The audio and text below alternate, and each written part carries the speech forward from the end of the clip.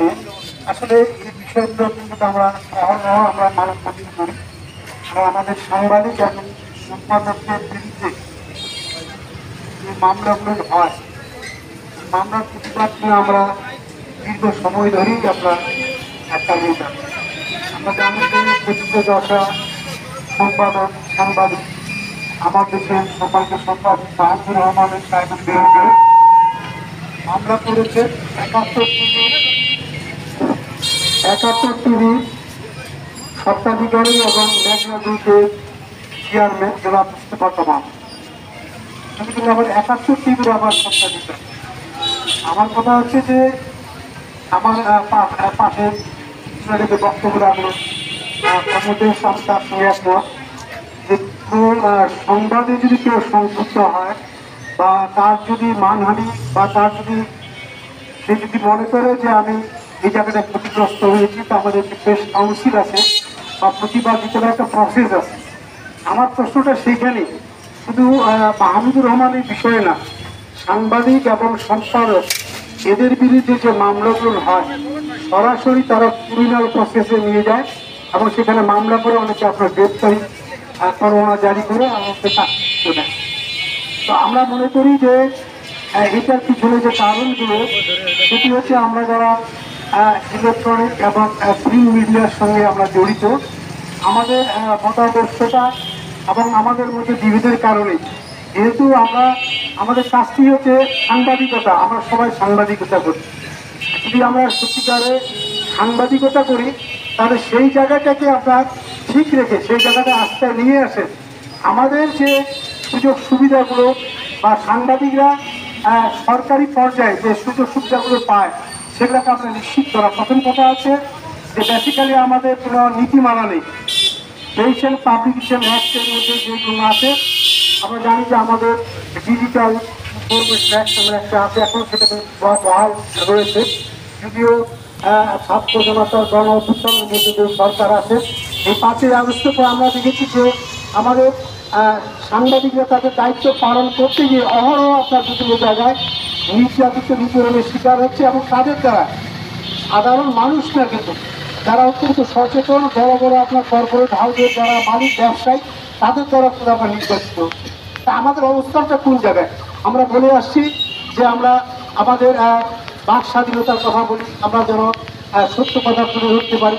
আসলে আমরা সেই জায়গাটায় আমরা কিন্তু নেই। এই কারণে নেই, আমরা এখন ভয়েই বলেন, আমরা হুমকির কারণেই বলেন, যে কোনো কারণে বলে আমরা সত্য কথা দিতে পারছি।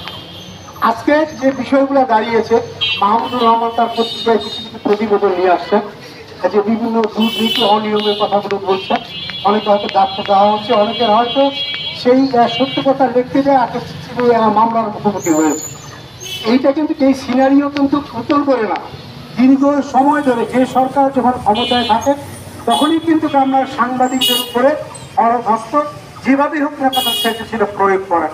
এই জায়গাটা থেকে আমরা যদি বের হয়ে না আসতে পারি তাহলে আবার হয়তো আগামী 24 ঘন্টায় 48 ঘন্টা হোক আবার আমাদের আপনার এই মানববন্ধন এই প্রতিবাদ সভার আয়োজন। আমি আহ্বান জানাবো, আমরা যে যেখানে থাকি যে অবস্থানে থাকি কেন, সাংবাদিকতা সংগঠন যে কারণেই করি কেন কেন, আমাদের স্বার্থ সংরক্ষণের জন্য সবাই ঐক্যবদ্ধ হবে। না হলে এই সুযোগগুলো প্রশাসন নিবে এবং যারা যে রাজনীতি করেন যে দলেই হোক না কেন তারা এই বিভক্তি বা সাংবাদিকদের মধ্যে যে আদর্শের চ্যুতির কারণে তারা বিভিন্ন সুযোগ সুবিধা নিয়ে আমাদের উপরে নিপীড়ন নির্যাতন করছে। আজকে মাহমুদুর রহমানের আপনার ঘটনা ঘটেছে, দেখা যায় কিছু সাংবাদিক এটাকে আবার স্বাগত জানাচ্ছে। কিছু মিডিয়া হাউস, কর্পোরেট হাউস যারা পত্র পত্রিকা এবং ইলেকট্রনিক মিডিয়ার সঙ্গে যারা যেসব হাউসগুলো আছে সেগুলো আবার অন্য চোখে দেখে। আমি মনে করি যে সাংবাদিকতার যে এথিক্স মেনে আমাদের জায়গাগুলো আপনার আস্থায় নিয়ে আসতে হবে। কারণ আমাদের সত্যি সাধারণ মানুষ জনগণ তাদের কথা আমরা লিখি, তারা যদি আমাদের পাশে থাকে আমাদের কোনো ভয় নেই। আমি আশা করবো আজকে আমরা স্বল্প পরিসরে হলে আমার কাছে অত্যন্ত কি বলবো প্রয়োজনীয় মুহূর্তে আমরা দাঁড়িয়েছি এবং সাহসিকতার সঙ্গে আমরা প্রতিবাদ করেছি। এখানে অনেক বক্তব্য রেখেছেন। বর্তমান যে আপনার অন্তর্বর্তীকালীন সরকার আছে তাদেরকেও আমরা দোষারোপ করছি, তারা কিন্তু সেভাবে আমলে নিচ্ছেন না। মাঝখানে কিছু আপনার স্টেটমেন্ট দিচ্ছেন যারা এই আপনার মিডিয়ার সঙ্গে যারা জড়িত রয়েছে সরকারের, এটা করেই আমরা তারা ক্ষান্ত। আমরা চাই যে আমরা সবাই ঐক্যবদ্ধভাবে শুধু মাহমুদুর রহমান নয়, সব সাংবাদিকদের মধ্যে যে মামলা হয়, নিপীড়ন নির্যাতন হয়, সেখান থেকে আমাদের বের হয়ে আসতে হবে। আমরা যেন সত্য কথা লিখতে পারি এবং নির্ভয়ে লিখতে পারি, এই জায়গাটিকে আমরা নিয়ে আসার জন্য আমাদের আবারও আমরা বলি যে দল নির্বিশেষে আমাদের সবাই ঐক্যবদ্ধ হতে হবে।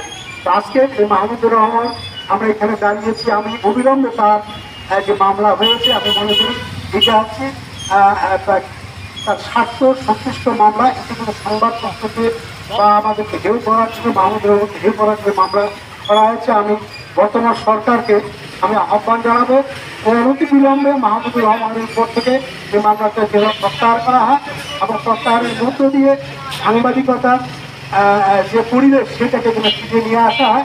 আমরা মনে করি দীর্ঘ সংগ্রামের পরে আমরা এই জায়গাটি এসেছি, এই জায়গাটাকে ধরে রাখার দায়িত্ব সবারই এবং বর্তমান যারা অন্তর্বর্তীকালীন সরকারের যারা মিডিয়া ইউনিয়নের সঙ্গে জড়িত রয়েছে তাদেরকে আহ্বান জানাবো যে এই বিষয়গুলোকে যত এড়িয়ে যাওয়া যায় এবং এইগুলোর থেকে যেন সাংবাদিকরা মুক্ত থাকে সেটাকে আমরা নিশ্চিত করতে হবে।